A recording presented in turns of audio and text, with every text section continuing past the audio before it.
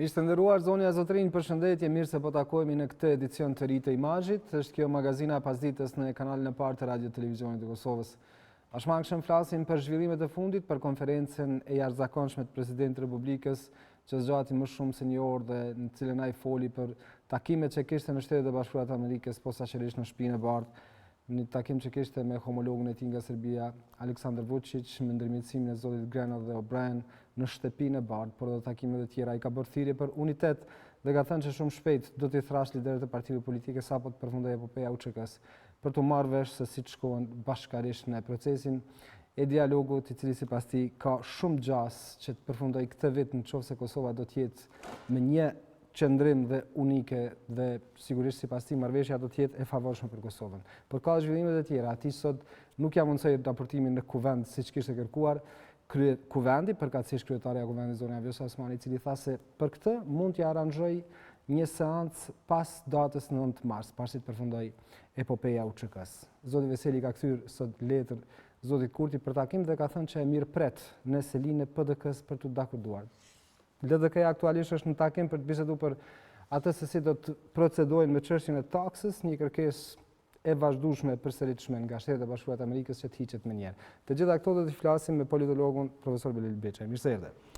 Mirë se gjithë. Më fal, ishte pak hyrja gjatë, por shumë zhvillime, absolutisht nuk dija se ku t'ja nisja dhe ku ta përfundoj, apo ta nisim atë që përfundoi pak më herët dhe në atë që po vazhdon tash. Konferenca e presidentit më shumë se një orë zgjati dhe foli për atë çfarë kishte ngjarë në Shtetet e Bashkuara të Amerikës. Dhe fokusi është bisedimet me Serbinë, takimi në Shtëpinë e Bardhë me Vučićit. Si ka parë këtë? Po ti e cilësova ashtu si e ka cilësuar edhe presidenti konferencën si të jashtëzakonshme.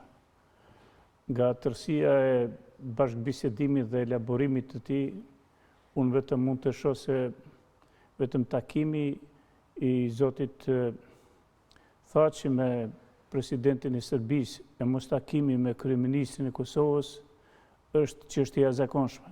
Absurd është që para se takohesh me kryeministrin e vendit, të takohesh me kryetarin e Serbisë në Amerikë. Dhe mu më duket se vetmja gjë që është e jashtëzakonshme këtë që u elaborua, mendoj se është ky moment. S'kishte asgjë tjetër?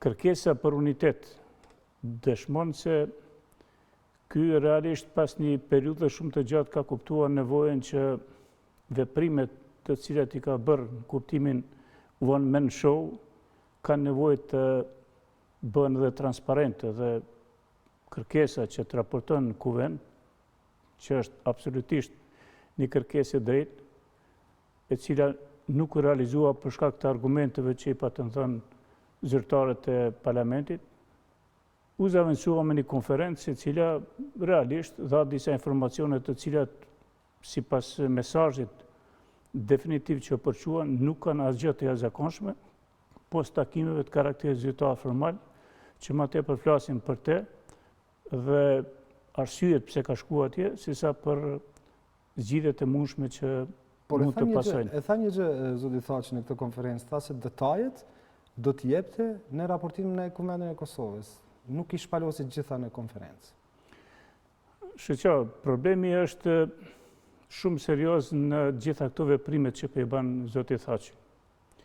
Ne kemi janë në një situatë absolutisht të palakmueshme, mund të flasim për shumë argumente të cilat e kritikojnë qëndrimin e Bashkimit Evropian karshi dialogut, në të cilën shumë të në raste ka qenë dhe vetë zoti Thaçi, por në anën tjetër, realisht nuk mund të kërkohet një zgjidhje në tentimin që t'jemi ose me Amerikën, ose t'jemi me Evropën. Mendoj është qasje totalisht e gabueshme dhe nëse diçka ishte specifike në atë argumentimin që fillimisht e dëgjova, ishte pak a shumë një mospërfillje e angazhimit të Bashkimit Evropian, që është e vërtet, karshi seriozitetit për zgjidhjen e marrëveshjes me Serbinë. Por realisht, bashkim, nuk mund të akuzohet Bashkimi Evropian duke favorizuar dhe privilegjuar dhe absolutizuar rolin e Shtetit Bashkuar të Amerikës.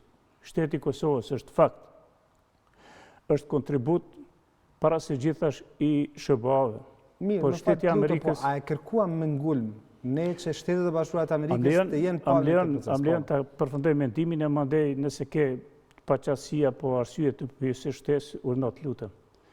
Pra, Shteti i Kosovës është krijuar në sajt të kontributit të jashtëzakonshëm amerikan, dhe kjo nuk vjet në dyshim. Por krahas Shtetet e Bashkuara të Amerikës në kontributin e ndërtimit të Shtetit të Kosovës pa dilemë ka marrë pjesë edhe Bashkimi Evropian. Ndërkaq, ky dialog për të cilin ne po flasim, si shkak, jo si shkas, për të kalimin e mosmarrëveshjeve e ka për afrimin edhe të Serbisë, edhe të Kosovës në kuadër të procesit të integrimit evropian. Dhe ne ta absolutizojmë në kohën e administratës Trump rolin e Amerikës dhe ta injorojmë rolin e Bashkimit Evropian, mendoj se nuk i bëjmë mirë në kuptimin strategjik vetë shtetit të Kosovës. Realisht, shteti i Kosovës është produkt amerikan-evropian, shteti i Kosovës duhet të gjejë marrëveshjen në bashkëpunim amerikan-evropian. Ndërkaq, kjo që po ndodh tregon të kundërtën. Mirë.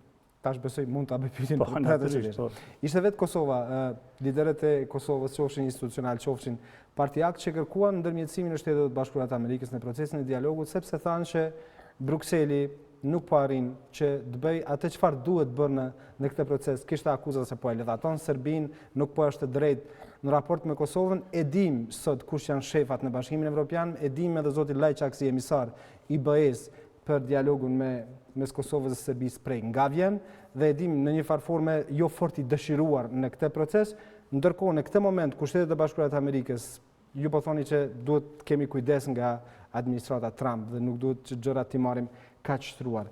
Si ta shpjegojmë këtë, zoti Beqa? E kërkuam vetë ne që Shtetet e Bashkuara të Amerikës të jenë prisë këtij procesi, pikërisht kur zoti Trump ishte president, dhe në atë kohë çfarë ndodhi ndërkohë tash?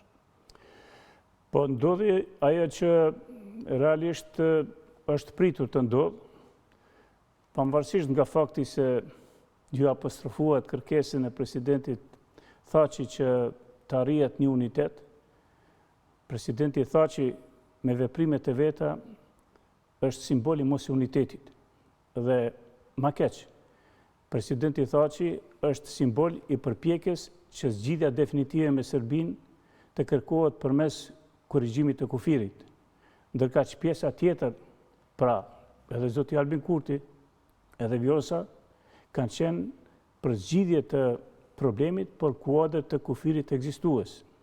Kemi pra një dallim, mos them diferencë, mos them mos unitet brenda, të cilin po e përqon në mënyrë të njëanshme pikërisht Hashim Thaçi jashtë.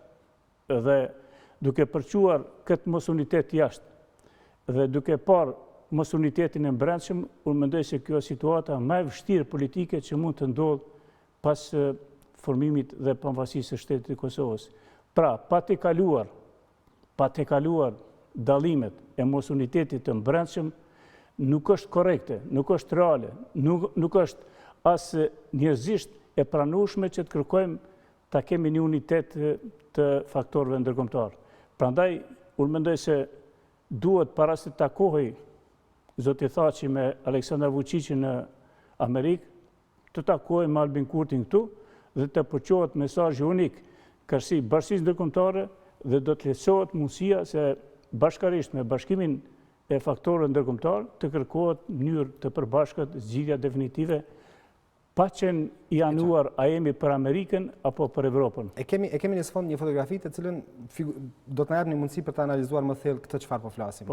Është këshilltari për siguri kombëtare i presidentit Trump, zoti O'Brien. Është zoti Grenell, më duket që nga sot nuk do të jetë më ambasador në Gjermani i Shtetet Bashkuara të Amerikës, por gjithsesi do të jetë i deleguar i presidentit Trump për bisedimet Kosovë-Serbi. Dy personalitete shumë të rëndësishme, njerëz shumë të afërt të presidentit të Shtetet Bashkuara të Amerikës. Në këtë situatë, kur administrata Trump e ka thënë me zë disa herë, fuqishëm, që dëshiron që brenda kësaj periudhe, brenda kësaj pranvere, më së largu në verë, të arrihet marrëveshja, si të veprohet? Çfarë bëhet, zoti Beçaj? Unë mendoj se qasja duhet jetë politike. Julius, nëse dëshironi të flas nga kandi i spjegimeve që po bëna për studie televizive, duke respektuar argumentin e fuqisë, unë mund të bëj një analizë të tillë. Më lejo të jap përgjigjen nga kandi i fuqisë argumenteve, se unë jam politikolog dhe unë e marr parasysh para se gjithash shkallën e ndikimit dhe krijimit të bindjeve politike varësisht se si qarkullojnë argumentet. Urdhroni lutem. Atëherë, nuk diskutohet se këto e nivelet shumë të larta, ndërsa më të larta, dhe kjo tregon që me të vërtetë SBA-ja e ka interesimin më të lartë që duhet të na gëzojë të gjithë dhe duhet të respektojmë këtë interesim të SBA-ve. Dallimi mes kësaj administrate dhe administratave të mëhershme, pra administratës Bush, Clinton, Obama, ka të bëjë me faktin se insistimi i tyre unilateral përçon një mesazh të mosunitetit me faktore tjerë të Bashkimit Evropian dhe përçon një mesazh të mosunitetit të faktore të brendshëm në Kosovë. Kjo nuk është në interesin as të Kosovës, as të regionit, as të Bashkimit Evropian, po as të interesit strategjik të Amerikës. Ku është dallimi mes kësaj administrate dhe administrate të tjera? Gjithsesi, preteksti kryesor i intervenimit të SBA-ve ka qenë karakterit human. Por nuk ka dilemë nëse analizohet në kuptimin e argumenteve të cilat mund t'i zbërthim gjithsesi në mënyrë individuale. Amerikanët ndërhyrjen e ka pas për arsye strategjike, Amerikanët ndërhyrjen në Kosovë kanë pas për arsye të stabilitetit regional, edhe natyrisht Amerikanët në kohën e administratave të mëhershme kanë pas për shkak të interesit edhe të Kosovës. Pra, që geopolitika nuk ndryshon shumë pavarësisht se kush është në udhëheqje. Vetëm ta përfundoj mendimin edhe nëse nuk pajtohesh prapë para shtrëpytje. Pra, është një koncept i cili është i paramenduar mirë dhe ka veprime të cilat nënkuptojnë edhe kohën edhe angazhimin varësisht prej momenteve të aktivizimit. Ndërkaq që në rastin konkret, ne kemi një administratë e cila kërkon zgjidhje për kohën derisa ata dalin në zgjedhje. Pra, nuk është insistimi tyre për Kosovën dhe interesin e Kosovës, nuk është për stabilitetin në regionit, mund të ndodhe kundërta nëse ofrimi i zgjidhjes është këmbimi i territoreve, dhe nuk është ruajtja e interesit strategjik amerikan, por është vetëm interesi si të përfitojmë në zgjedhjet e ardhshme në tonë Amerikë. Pra, dallim substancial. Dhe pikërisht për këtë duhet të kemi rezerva. Po, që po i bie në bazë asaj çfarë tha zoti Beqaj, nëse ju kuptova drejt, po shpresoj që ju kem kuptuar ashtu. I bie që geopolitika amerikane nuk ndryshon shumë pavarësisht se kush është në udhëheqjet e Shteteve të Bashkuara të Amerikës, as në raport me Kosovën, as me vendet e tjera, por që kushtet në momentet caktuara janë ato të cilat e bëjnë dallimin. Jo, konteksti rrethanave strategjike nuk ka ndryshuar vetëm synimet e pushtetit i cili se diun për cilat argumente, ndoshta ata të cilat merren me anketa në Amerikë dinë arsyeën pse mundet me ndikue eventualisht zgjidhja e problemit mes Kosovës dhe Serbisë në elektoratin amerikan, po nuk besoj as që kjo mund të ndikoj. Po të bëhet një zgjidhje e cila nuk është bërë për 7-8 vjet, brenda një periudhe shumë shkurt. Kjo do thotë se do të bëhet një zgjidhje e cila nuk është kvalitative. Çdo zgjidhje e shpejtë e cila është imponuar në kuptimin e presingut që e bën administrata për të arritur një sukses, unë mendoj se mund të dëmtoj kuptimin strategjik edhe interesin amerikan, edhe stabilitetin në regionit, por edhe çështjen e raporteve mes Kosovës dhe Serbisë, ndonse synimi është këtë tjetër. Ndërkohë, qeveria në Prishtinë, kryeministri Kurti po përballet me presion të madh, kështu po cilësohet kjo çfarë po ndodh me kërkesën për heqjen e menjëhershme të taksës dhe atë në mënyrë të tërësishme, jo të përshkallëzuar dhe të pjesshme siç e ka propozuar kryeministri Kurti nga 15 marsi. U raportua dhe u konfirmua që edhe zoti O'Brien edhe zoti Grenell kanë telefonuar zotin Kurti dhe i kanë thënë qartë që duhet heket përndryshe Shtetet e Bashkuara të Amerikës do të shqyrtojnë edhe ndihmën ekonomike për Kosovën, madje është thënë se mund të shqyrtohet edhe prezenca ushtarake amerikane në Kosovë. Unë mendoj se këto janë shpjegime të cilat nuk kanë bazë, por mund të përdoren si spin për të argumentuar eventualisht një pressing i cili është i pajustifikueshëm. Besoj se vetë fakti që e tha ti vetë, dhe dallimet që jenë shfaq në publik, në opinion të Bashkimit Evropian, zoti Borrell ta përkujtojmë, tha që është hapi i parë i mirë për vazhdimin e dialogut. E tha dhe Gjermania. Gjermania, Italia, Britania Madhe, Johnson reagoi dhe me thanë shiqo. E tha sot edhe Ishinger, një diplomat shumë i madh gjerman.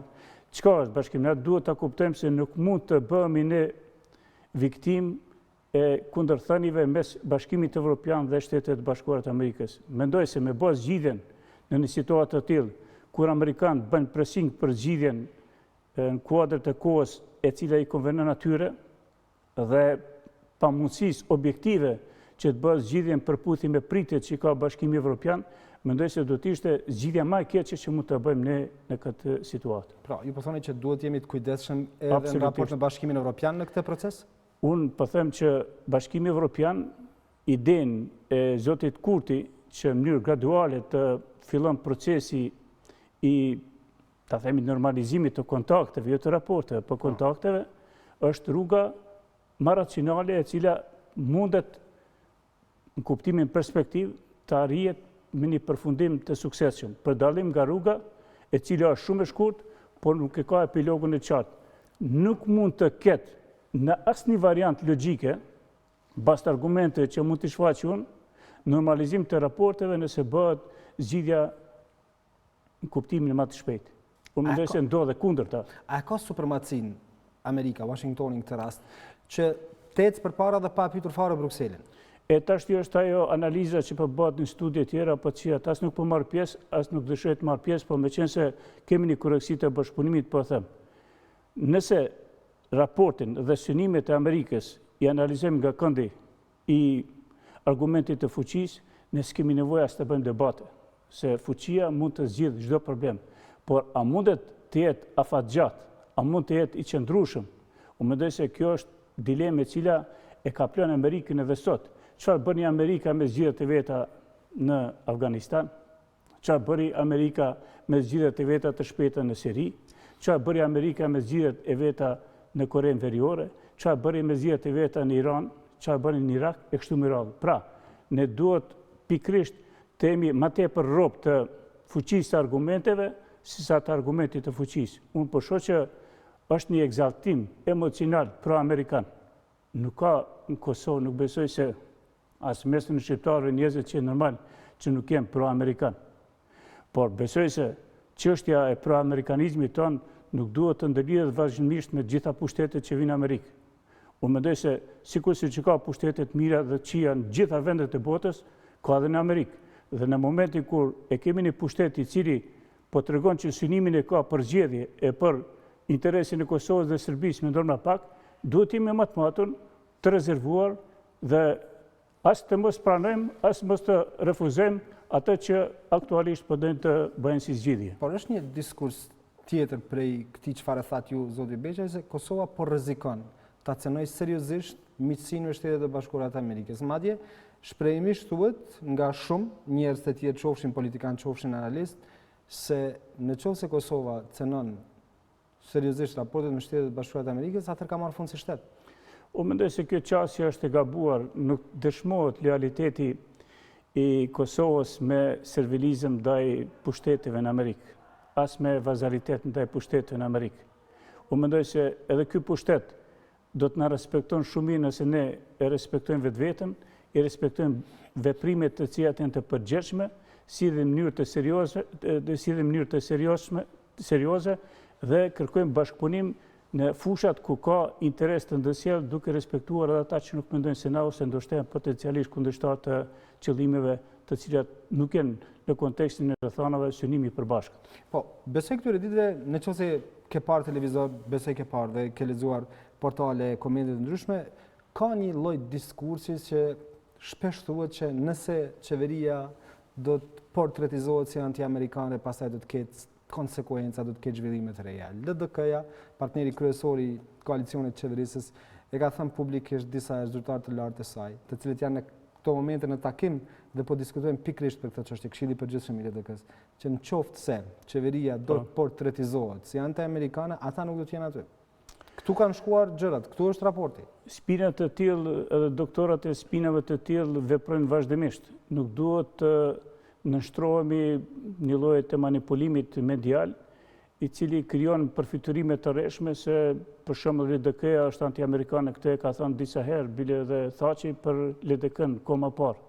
Por Thaçi, nëse të kujtohet, ishte ai të cilin ambasadori amerikan e cilësoi si njeri i cili e nguli thikën në shpinë pikërisht Amerikës kur bëhet tentimin për fuqizimin e ligjit për gjykatën speciale. Pra, shiqoni, ne kemi situatat të tilla që çështja e pro-amerikanizmit dhe anti-amerikanizmit po përdoret më tepër si spinë për nevoja politike, sesa që është një realitet faktik i cili flet për kushtimin anti-amerikan të cilës do partia apo cili do individ. Tentime individuale ka pas dhe do të ketë gjithsesi. Partiake është kjo. Por nuk besojnë që ka parti në Kosovë, mbase edhe parti serbe, që jenë anti-amerikanë. Ndoshta ata nuk jenë pro-amerikanë, se në gjitha partitë kosovare për këtë qëllim, por gjithsesi nuk besoj se sot në Kosovë ka ndonjë parti që ka synime anti-amerikane.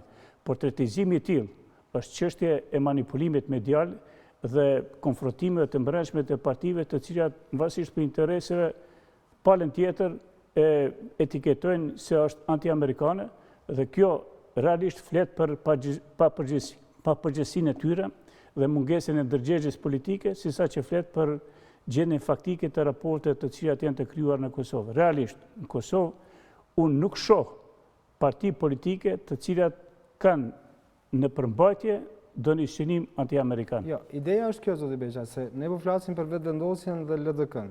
Zoti Kurti, si kryeministri i vendit dhe si kryetari i vetëvendosjes, po thotë që nuk është mirë të bëhet ajo siç po kërkon LDK-ja, që tash dhe komplet të hiqet taksa me njerë. Ai ka dhënë propozimin e tij që të hiqet taksa për tarifa për lëndën e parë nga 15 marsi, ndërkohë nga 1 prill nëse Serbia do të jetë konstruktive, do të procedojë për heqjen komplet të taksës, LDK po thotë jo, tash me njerë, krejt komplet, s'ka afatizime, s'ka përshkallëzime, s'ka jo pjesëshme. Kjo tash brenda koalicionit. Kjo si shpjegohet, zoti Beqa, sepse ata po thirrën në kërkesën e administratës së presidentit Trump.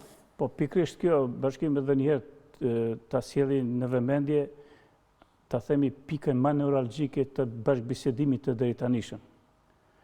Nëse ne bim pre të një vendimi të tillë, i cili kërkon në mënyrë ultimative që te kalimi i kësaj gjendje të bëhet duke respektuar vetëm kërkesat e administratës Trump dhe duke injoruar pra gjitha ato vlerësimet që i tham pak më parë të shtetet të caktuara të Bashkimit Evropian, e ne po synojmë të bëjmë pjesë e Bashkimit Evropian, ne faktikisht po hymë në një udhkryq i cili mund të na dëmtojë më shumë se sa që po presim nga kandi analizave reale. Pra, pikërisht nevoja që mos hymë në një konflikt të tillë, a jemi pro Amerikës apo pro Bashkimit Evropian, duhet me qenë mençuria, maturia e gjithë atyre politikanëve që sot duhet të kenë një racionalitet. Racionalitetin e kupton gradualitetin për të kalimin e gjendjes. Nuk ka logjik të shëndosh që flet për faktin se një problem të cilin nuk mujtën me zgjidh komandantët 7-8 vjet në krye me Hashim Thaçin, do të zgjidhet për 4-5 muaj. Realisht, marrëveshjet mund të bëhen, por çfarë implementimi do të kenë dhe do të jenë ato me të vërtet procesit të normalizimit të raporteve me serbët dhe shqiptarët. Kjo është e pamundur, se kjo ka të bëjë me njerëzit që janë pjesë e implementimit. Shqeqoni, situata në këtë gjendje, besoj se është diagnostifikuar shumë gabimisht. Identifikimi i problemeve në politikë është faza e parë, nëse dëshirohet që të bëhet një agjendë mirëfillt për realizimin dhe pastaj edhe implementimin e vendimarrjes. Në këtë rast, identifikimi i gjendjes është katastrofal dhe si pasojë e identifikimit të gabueshëm të gjendjes, LDK po ofron një terapi të gabuar. Po kjo terapia mund nëse po flasim me terma mjekësor, në një lloj vdekje klinike e ekzekutivin, sepse ata kanë thënë që nuk do të rinë në qeveri nëse kështu do të vazhdojë. Kjo është më mirë të thuhet ashtu dhe të shihet se apo mendon me të vërtet prap elektorati se kanë vepruar si duhet, apo ndoshta duhet të shkojnë ta lider të cilët e kanë krijuar këtë portretizim të situatës aktuale. Unë mendoj se pikërisht kjo është ajo që duhet të bëhet. Duhet të ballafaqohet secili prej tyre me realitetin. Nëse se kanë kuptuar deri më sot, besoj se çish nesër e kuptojnë. Por ndoshta për ta do të jetë vonë. Më mirë është që sot kuptojnë se duhet të gjendet një kompromis brenda vetës, pra para së gjithash Hashim Thaçi të kuptoj se është më me rëndësi të takohet me Albin Kurtin, si sa me Aleksandar Vučićin, të bëjnë një emërues të përbashkët, që në kupton edhe emëruesin e përbashkët edhe të koalicionit dhe opozitës, se dhe opozita është shumë rëndësi në këtë rast, dhe kjo në kupton se ndikimi i unitetit të mbrëmshëm do të reflekton gjithsesi për nevojën e unitetit të jashtëm, që do thotë se duhet të bëhet një bashkëveprim mes Shtetit të Bashkuara të Amerikës dhe Bashkimit Evropian. Çdo zgjidhje e njëanshme mendoj se do të jetë katastrofë për pasojat që do të ketë Kosova në të ardhmen. Kur po flasim për lidhjen demokratike të Kosovës, zoti Beqaj, e tham, janë Këshilli i Përgjithshëm i saj një takim i nisur para një ore ose rreth një ore ashtu, dhe ata po pritet që dalin me një qendrim. Në fakt, ata kanë bërë në një formë ose tjetër publike se nuk do të rrinë në qeverinë nëse nuk do të hiqet taksa sipas kërkesës së Shtetit të Bashkuara të Amerikës. Dhe madje ka thënë zëvendëskryeministri Hoti, që është zyrtari i lartë i LDK-s, që në momentin kur hiqet taksa, mund të udhëtojnë më njëherë në shtëpinë e bardhë për të folur për dialogun me Serbinë. Në qoftë se sonte LDK-ja del me një qendrim që nuk rrim në qeverinë nëse nuk do të hiqet taksa, ky proces çfarë kahje do të marrë pastaj? Procesi do të ndalet, do të shkohet në zgjedhje të reja dhe do të ballafaqohemi në një realitet të ri, i cili në kupton se identifikimi i Shtetet e Bashkuara të Amerikës sa i përket gjendjes në Kosovë, pra të faktorët të brendshëm politik, sa i përket identifikimit të raporteve mes Kosovës dhe Serbisë nuk ka qenë real. Nuk është hera parë që ka bën politikën jashtë e Amerika. Por në këtë rast është synimi i presingut që po bëhet për zgjedhjet.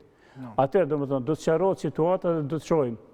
Shqo, nëse po e zëmë se po insistohet që të shkohet në zgjidhje të njëanshme, nëse ne pajtohemi që çështja e zgjidhjes definitive të marrëveshjeve të bëhet vetëm me SBA-n, pyetje shumë është legjitime të parashtrohet se ç'do të bëhet me procesin e integrimit evropian. A nuk është lehtësuesi ai që ka filluar këtë proces? Ata anashkalohet totalisht çështja e Bashkimit Evropian, na kritika për Bashkimin Evropian mund të themi më tepër se që mund të imagjinoj dikush.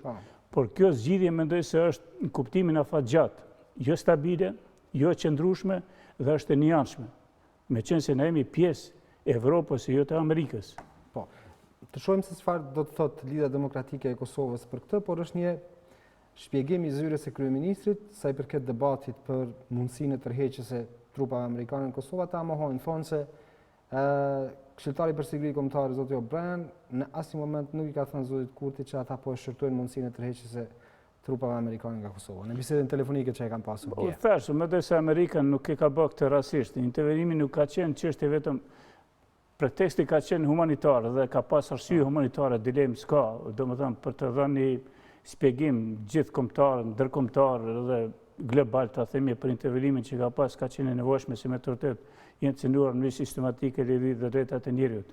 Por çështja e ndërhyrjes ka të bëjë me strategjinë afatgjate të SBA-ve në këtë pjesë të Evropës. Kështu që edhe më ndru 5, 6, 7 qeverinë në Kosovë, nuk besoj se do të tërhiqet SBA-ja nga kjo pjesë e regionit, për faktin se është pjesë e ambrellës strategjike e cila po përforcohet për çdo ditë, duke nisur domethënë nga Mali i Zi, Shqipëria, Maqedonia, besoj se së shpejti edhe Kosova, por deri atëherë fati është që ne kemi KFOR-in dhe derisa Kosova nuk bëhet pjesë e NATO-s, KFOR-i do të jetë me siguri pjesë e sigurisë. Se dua t'i kthejmë sërish si donacioni i Shtetit të Bashkuara të Amerikës dhe NATO-s në Kosovë. Dua t'i kthejmë sërish këtyre përplasjeve mes partnerëve të koalicionit, sepse tash po lexoj në këto momente ka dalë media që LDK-ja ka shkruar letër zyrtarëve të lartë amerikanë të shtetit pikërisht për çështjen e taksës, duke që s'ka një koordinim mes kryeministrit dhe LDK-s në këtë rast, sepse kryeministri para 2 ditësh i dërgoi letra dhe presidentit Trump dhe sekretarit Pompeo, edhe LDK-ja, dhe përmbajtja këtyre letrave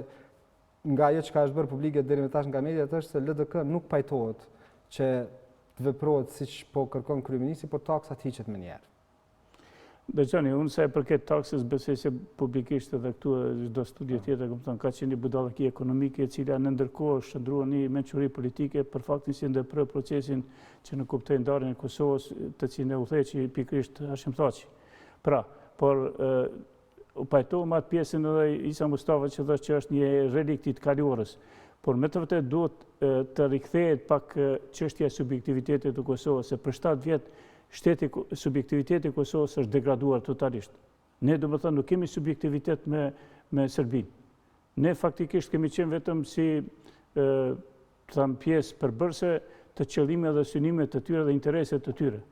Besoj se kjo e rikthen pak vëmendjen se me të vërtet është krijuar një shtet dhe të sidhemi me të vërtet si shtet, jo të sidhemi si koloni e Serbisë, e cila për faktin se nuk na ka hequr nga kushtetuta, duhet ta respektojmë çdo kërkesë të asaj e cila vjen pavarësisht nga argumentimi juridik, politik apo ndërkombëtar.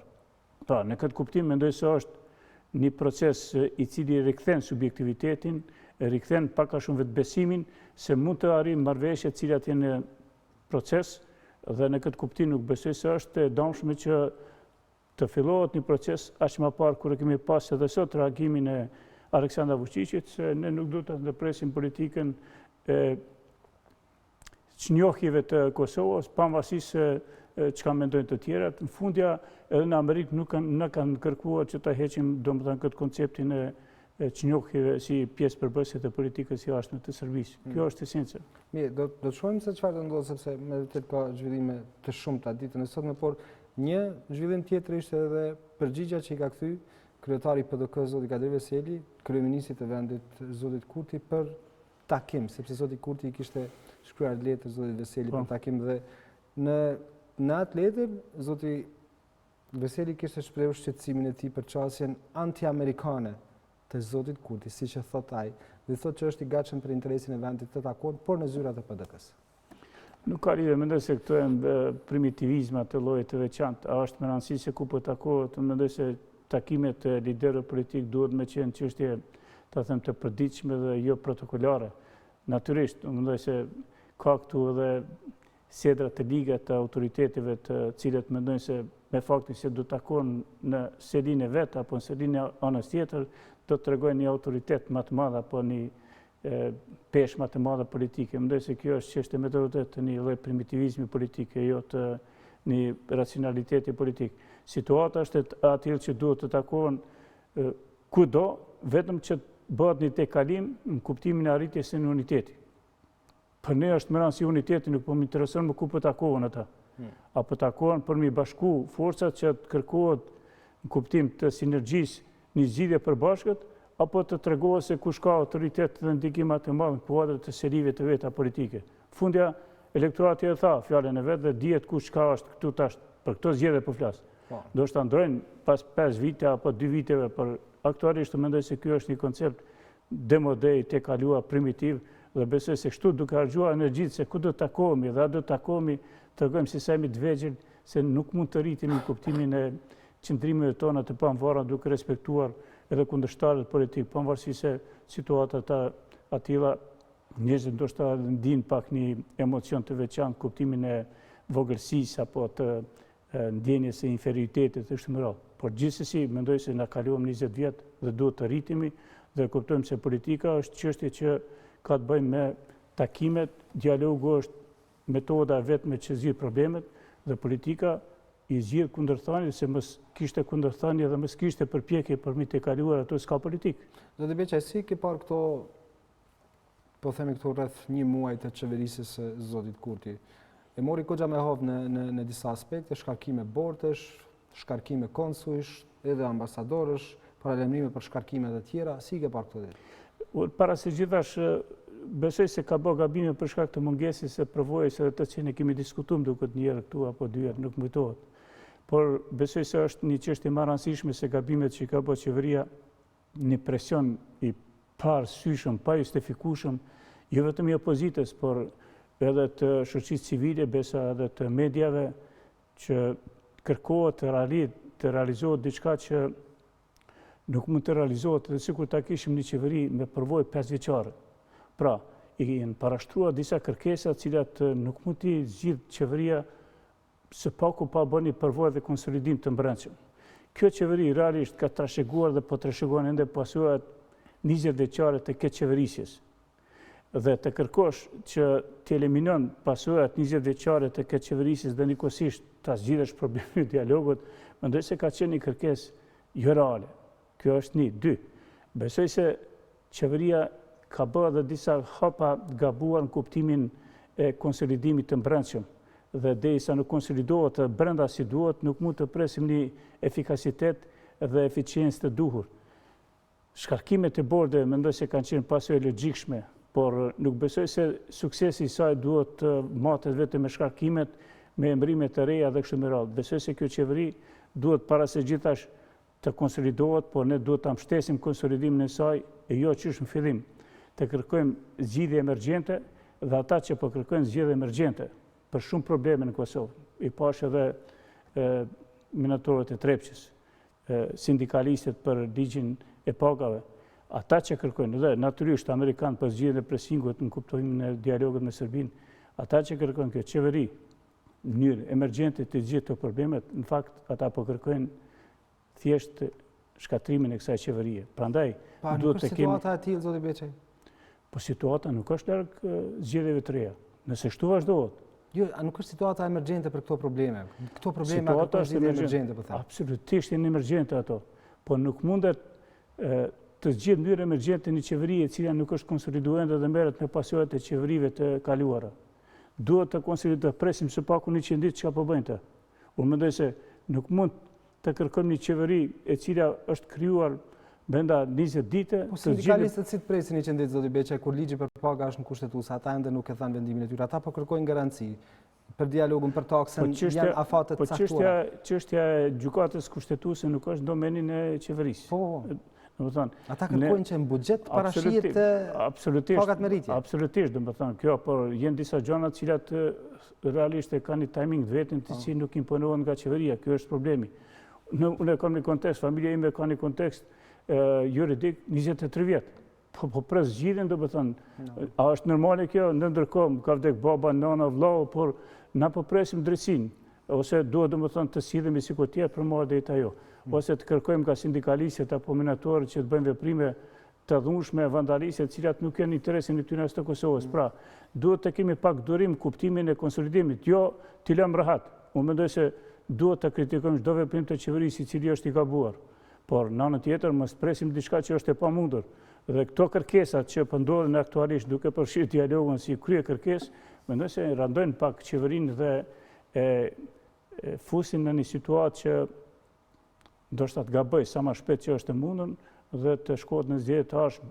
Pavarësisht prej saj, mendoj se epilogu edhe potenciali zgjedhje nuk do të ketë ndryshime për shkak se konfiguracioni i raporteve politike pak a shumë do të jetë i njëjtë, ndoshta bile dhe më i madh do të jetë për vetëvendosje. E këto shkarkimet që u bën zoti Beçaj dhe ato që janë paralajmëruar që do të bëhen, pastaj lindi debati tjetër se kush do të shkojnë në ato opozita. A do të bëhet kjo çkapja e shtetit me modelin e njëjtë, me formën e njëjtë, tash duke dërguar ata njerëz të vet aty apo çfarë, sepse kjo tash ajo kurreshtja, po se çfarë po ndodh, po. Jo, mendoj se çështja e shkarkimeve nuk besoj se është pa justifikueshme, besoj se është e qelluar. Po kush do të vijë aty? Po kjo është faza e parë, domethënë nuk mund të masim suksesin e kësaj qeverie me numrin e bordeve të shkarkuara kështu institucione kështu me radhë.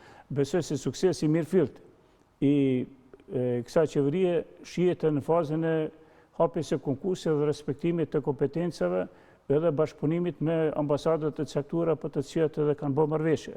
Dhe nëse shohim që me të vërtetë po bën zgjidhje kompetente, se është inkompetenca arsye pse kemi marrë këtë gjendje post tjerash.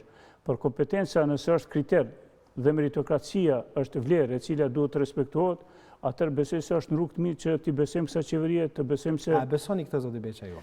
Kështu që unë kam votuar për ndryshim, kam thënë publikisht. Unë ende besoj se duhet me ndodhë kjo, nëse nuk ndodhë, këtu jemi do ta kritikojmë edhe këtë qeveri si çdo qeveri tjetër, se kjo është arma jonë që duhet të ballafaqohemi me realitetin në të cilin po bashkëtojmë. A e ke prit këtë që po cilësohet ndryshim goxha rrënësor i zotit Kurti në këtë kohë? Shiqo, duket se e patëm këtë bisedë herën e kaluar. Bashkim. Po shkon duke u ndryshuar, zoti Beçaj. Nëse vetëm e marrim çështjen e reciprocitetit me taksën, e kemi një dallim shumë të madh. Kretë në rregull, bashkim. E vetmja gjë përjetshme edhe përhershme në jetën e secilit prej nesh është ndryshimi. Nëse këtë si kanë kuptuar ata që kritikojnë Albinin, mendoj se ata kanë problem me kuptuarit e jetës. Problemi është motivi pse po ndryshohet. Dhe motivi është i ndryshëm. Unë nuk mund të kritikoj Albinin nga këndi veprimeve të tij si opozit. Unë mendoj se ka bërë atë që duhet. Unë mund të kritikoj së bashku me ty, Albinin nëse po shohim se po bën veprime të gabuara si pushtetbërës. Dhe mendoj se kjo është esenca.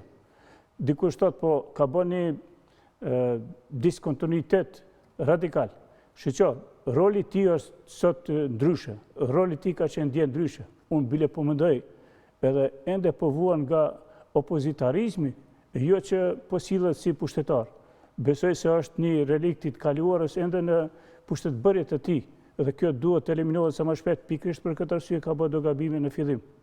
Dhe besoj se ai transformim është çështje që në kuptohet te secili prej nesh, për arsye se me të vërtetë. Pra, i po thoni duhet bëj këy një lloj përvoje në qeverisje, pastaj për të qenë më i kujdesshëm në disa gjëra. Shqo, rrethanat e krijojnë edhe realitetin e ri, por besoj se lideri i mirëfillt ndikon edhe në rrethana që ato të jenë në favor të konceptet dhe vizionet të tij. Mendoj se Albin Kurti e ka këtë. Po.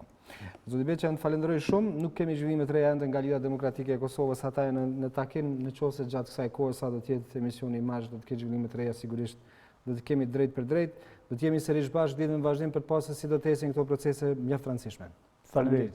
Miqëndëruar, faleminderit edhe juve që na ndoqët. Ishte kjo intervista në pjesën e parë të Imazhit për sot. Biseduam me profesorin Belul Beqaj, politolog që dha shpjegimet dhe analizat e tij për gjitha temat që i trajtuam. Do të ketë pak marketing e promo, pas pak do të jetë pjesa e dytë e programit të pasdites, drejt për drejt nga Prizreni, atje do të jenë kolegët e mia Linda Sejda dhe Aida Gashi. Bashkë shihemi nesër, qëndrojmë ne.